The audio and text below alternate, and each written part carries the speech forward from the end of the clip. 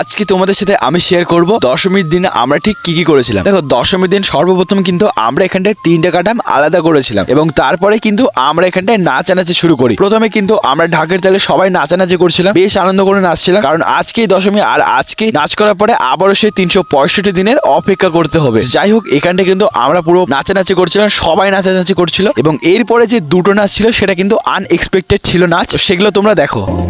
কি করে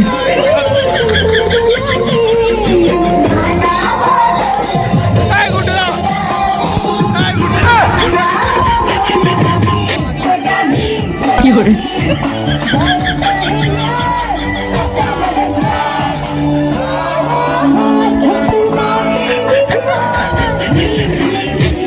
এবং এরপরেই কিন্তু আমরা মা দুর্গাকে ট্রাক্টরের মধ্যে করে নিয়ে যাই আর আমরা সবাই আনন্দ করতে করতে আমরা কিন্তু সোজা সোজা নিয়ে চলে আসি নদীর ঘাটে এবং এরপরে আমরা মা দুর্গাকে বিসর্জন দিয়ে দিই। তো সকলকে সুস্থ রেখো মা, আসছে বছর আবার হবে। জয় মা দুর্গা, সকলকে জানাই শুভ বিজয়া দশমী।